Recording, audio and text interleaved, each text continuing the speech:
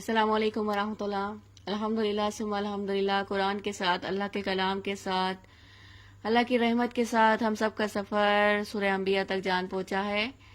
سورہ انبیاء کے اندر ہم نے مختلف انبیاء علیہ السلام کے قصے سنے. ابراہیم علیہ السلام، لوط علیہ السلام، نوح علیہ السلام، اور آج انشاءاللہ العزیز ہم جو ہے حضرت لوط علیہ السلام، حضرت سلیمان علیہ السلام اور حضرت داؤد علیہ السلام کے بارے میں پڑھیں گے، سیکھیں گے. حضرت داؤد علیہ السلام اللہ کے پیارے نبی، بڑی پیاری زبان، بڑی پیاری قرت اللہ تعالیٰ نے انہیں عطا فرمائی تھی. آپ ہی کے بیٹے کا نام حضرت سلیمان علیہ السلام ہے. حضرت سلیمان علیہ السلام جیسی بادشاہت اور نبوت کسی کو دوبارہ نہ مل سکی. حضرت سلیمان علیہ السلام کا قصہ اور حضرت داؤد علیہ السلام کے بارے میں آج ہم سیکھیں گے. چلیے ہم سن کر پہلے اس کی تلاوت سن لیتے ہیں، پھر انشاءاللہ اس کے ترجمے کی طرف آئیں گے. وداود وسليمان إذ يحكمان في الحرث إذ نفشت فيه غنم القوم وكنا لحكمهم شاهدين ففهمناها سليمان وكلا آتينا حكما وعلما وسخرنا مع داود الجبال يسبحن والطير وكنا فاعلين وعلمناه صنعة لبوس لكم لتحصنكم من بأسكم فهل أنتم شاكرون ولسليمان الريح عاصفة تجري بأمره إلى الأرض التي باركنا فيها وكنا بكل شيء عالمين ومن الشياطين من يغوصون له ويعملون عملا دون ذلك وكنا لهم حافظين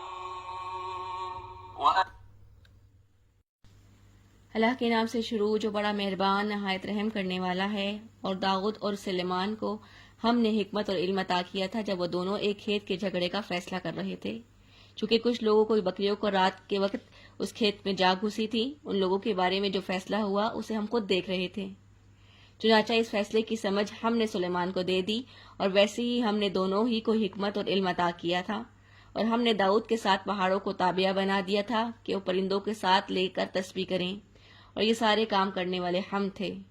اور ہم نے انہیں فائدے کے لیے ایک جنگی لباس یعنی زرہ بنانے کی صنعت سکھائی تاکہ وہ تمہیں لڑائی اور ایک دوسرے کی عزت سے بچائیں. اب بتاؤ کیا تم شکر گزار ہو؟ اور ہم نے تیز چلتی ہوئی ہوا کو سلیمان کے تابعہ کر دیا تھا جو ان کے حکم سے اس زمین کی طرف چلتی تھی جس میں ہم نے برکتیں رکھی تھی، اور ہمیں اس بات کا پورا علم ہے. اور کچھ ایسے شریر جنات بھی ہم نے ان کے تابعہ کر دیے تھے جو ان کی خاطر پانی میں غوطے لگاتے تھے اور اس کے سوا اور بھی کام کرتے تھے، اور ان سب کی دیکھ بھال کرنے والے ہم تھے. اللہ رب العزت کے قرآن کی آیت نمبر 78 سے آیت نمبر 82 تک یہ آیتیں، جس میں اللہ تعالیٰ نے داؤد علیہ السلام اور سلیمان علیہ السلام کے بارے میں بتایا. واقعہ یوں ہوا تھا کہ ایک شخص کی بکریوں نے رات کے وقت دوسرے کے کھیت میں گھس کر ساری فصل تباہ کر دی تھی. کھیت والا مقدمہ لے کر جب حضرت داؤد علیہ السلام کے پاس آیا تو حضرت داؤد علیہ السلام نے فیصلہ فرمایا کہ بکریوں کے مالک کا فرض تھا کہ وہ اپنی بکریوں کی رات کے وقت حفاظت کرتا اور باندھ کر رکھتا. لیکن چونکہ اس سے غلطی ہوئی، اس کی غلطی سے کھیت والے کا نقصان ہوا، تو اس لیے بکری والا اپنی اتنی بکریاں ہی کھیت والے کو دے دے جو قیمت میں تباہ ہونے والی فصل کے برابر ہو. اب چونکہ یہ فیصلہ شریعت کے مطابق تھا، لیکن جب یہ لوگ باہر نکلے تو دروازے پر حضرت سلیمان علیہ السلام نے ان سے پوچھا کہ میرے والد نے تمہارے ساتھ کیا فیصلہ فرمایا؟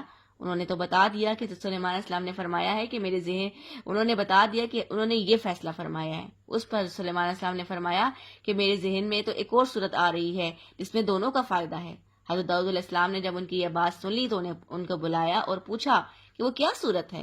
حضرت سلیمان علیہ السلام نے فرمایا کہ بکری والا کچھ عرصے کے لیے اپنی بکریاں کھیت والے کو دے دے، جن کے دودھ وغیرہ سے یہ کھیت والا فائدہ اٹھاتا رہے، اور کھیت والا اپنا کھیت جو ہے وہ بکری والے کے حوالے کر دے کہ وہ اس سے کھیتی اگائے، اور جب فصل اتنی ہو جائے کہ جتنی بکریوں کے نقصان پہنچانے سے پہلی تھی تو اس وقت بکریوں والا کھیت والے کو کھیت واپس کر دے اور کھیت والا اسے بکریاں واپس کر دے. اب یہ ایک مصالحت کی صورت تھی جس میں دونوں کا فائدہ تھا، اس لیے حضرت داؤد علیہ السلام نے اسے پسند فرمایا اور دونوں فریق بھی راضی ہو گئے. اب دیکھیں اللہ تعالیٰ نے حکمت اپنے انبیاء کو عطا فرمائی تھی.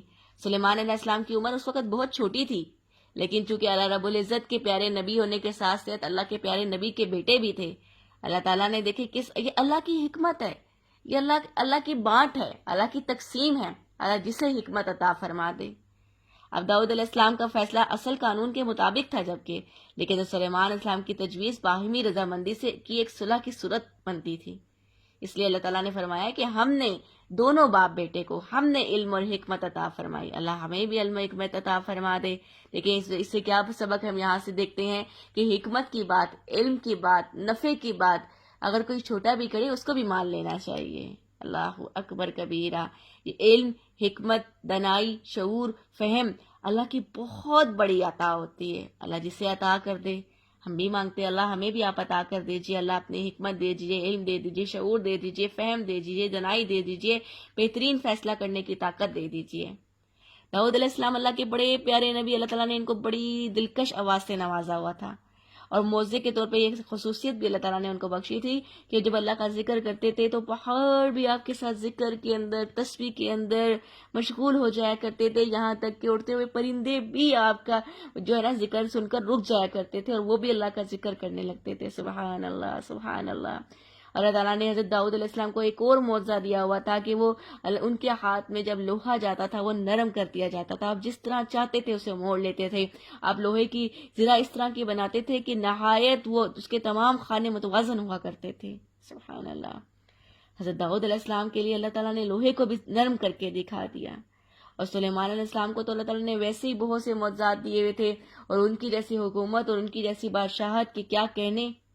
آپ جس تخت پر بیٹھ کر ہوا کو حکم دیتے تھے وہ وہاں آپ کو پہنچا دیا کرتی تھی، اپنی مرضی سے جہاں چاہتے تھے آپ لے جاتے تھے اس تخت کو۔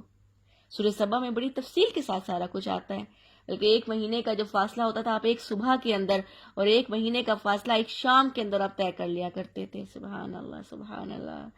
یہ اللہ تعالیٰ کی طرف سے دیے ہوئے معجزے تھے سارے، اور سلیمان علیہ السلام کے قبضے میں اللہ تعالیٰ نے جنات کو بھی دے رکھا تھا، جنات بھی آپ کے قابو میں۔ اللہ تعالیٰ کے حکم سے حضرت سلیمان علیہ السلام نے انہی جنات کے ذریعے تو بیت المقدس کو بنوایا ہوا ہے۔ حضرت سلیمان علیہ السلام نے اور جنات تو آپ کے حکم سے جاتے تھے، آپ کی بات مانتے تھے، دریاؤں میں سمندروں میں غوطے لگاتے تھے، اور آپ کو موتی یاقوت نہ جانے کیا کیا نکال کے دیا کرتے تھے۔ اللہ اکبر۔ سورہ سبا کے اندر ساری تفصیل آتی ہے کہ کس طرح سے بادشاہت آپ کو ملی اور کس طرح سے آپ نے جنات کے ذریعے یہ بیت المقدس کو بنوایا، اور کس طرح سے پھر جب آپ کو علم ہو گیا اپنی وفات کا وقت قریب ہونے والا ہے اور آپ کو بیت المقدس کو مکمل کروانا تھا، تو آپ نے اپنے آپ کو ایک شیشے کے محل کے ایک شیشے کے باکس کے اندر کھڑے ہو کر آپ نے عصے سے جو ہے نا ٹیک لگائی ہوئی تھی، اور پھر آہستہ آہستہ آپ کو وفات ہو گئی تھی، لیکن عصے کی وجہ سے آپ کا جسم مبارک کھڑا ہوا تھا، اور جنات یہ سمجھتے رہے کیونکہ جنات آپ کے سوا کسی کے قابو میں نہیں آ سکتے تھے، اور آپ کو بیت المقدس کو پورا کروانا تھا، اور آپ کو یہ تھا کہ اگر میری وفات ہو گئی تو یہ کام روک دیں گے۔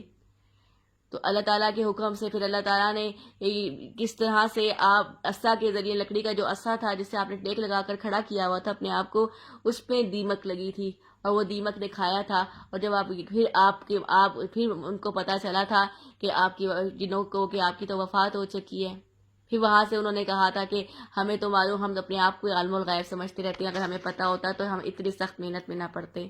تو یہ اللہ تعالیٰ کی طرف سے معجزات عطا ہوئے تھے۔